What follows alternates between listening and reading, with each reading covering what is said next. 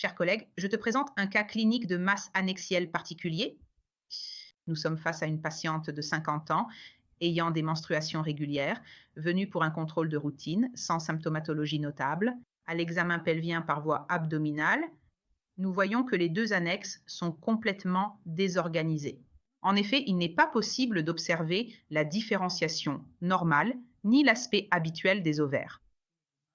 Ici, sur l'image, tu vois l'ovaire droit, mais un aspect extrêmement similaire se retrouve du côté opposé. Il s'agit donc d'une masse annexielle bilatérale dans laquelle, vraisemblablement au sein d'une structure à l'aspect solide, on trouve des zones kystiques transsoniques et une vascularisation discrète.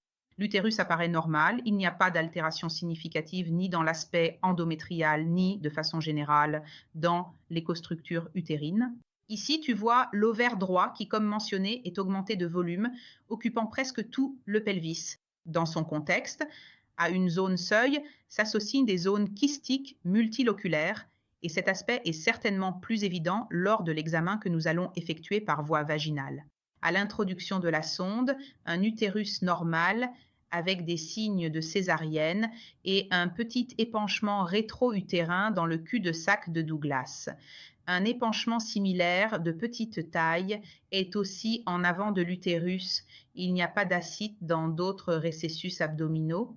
Et tu vois comment l'ovaire, ici l'ovaire gauche, est nettement augmenté de volume, présente un aspect solide, très compact, avec ses nombreuses travées vasculaires qui traversent profondément la masse et qui, comme tu le verras ensuite, montrent des flux à basse résistance, ce qui est très important. On peut donc attribuer un color score de 3 selon la classification, disons, IOTA.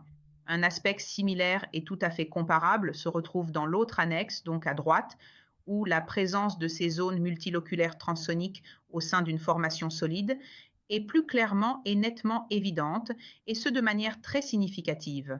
Et l'aspect, disons, évidemment bilatéral, la découverte de deux masses bilatérales de cette petite lame est bien sûr fortement suggestive d'une pathologie ovarienne bilatérale, très probablement d'origine stromale plutôt que d'origine épithéliale, mais ce type de diagnostic est évidemment confié à l'examen histologique définitif.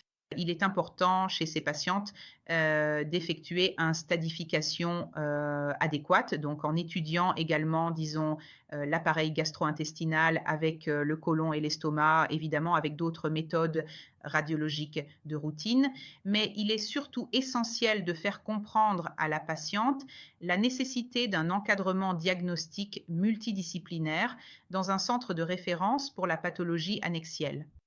La particularité est que la patiente, disons, 1 an auparavant, avait effectué un contrôle régulier où les ovaires présentaient un aspect parfaitement normal et cela s'inscrit évidemment dans l'histoire du cancer de l'ovaire qui est, disons, une tumeur à croissance relativement rapide par rapport, bien sûr, à d'autres pathologies de la sphère génitale.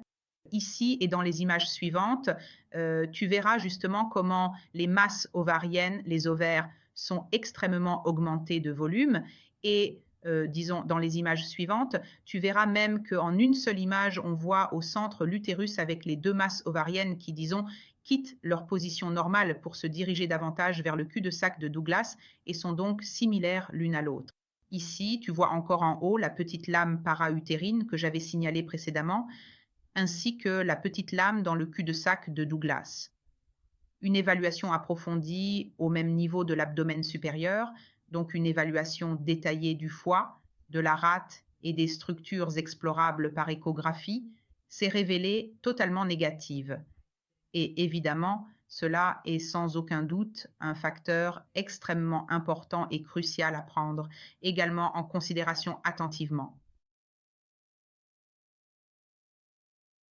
La caractéristique principale, évidemment, de la bilatéralité est très suggestive d'une néoplasie de type malin par opposition aux formes dites borderline ou limitrophes. Ici, tu vois très bien les deux ovaires augmentés de volume avec un aspect hétérogène, contrairement par exemple, comme nous le disions, aux tumeurs borderline, où en plus d'avoir un aspect échographique différent, la localisation est généralement unilatérale.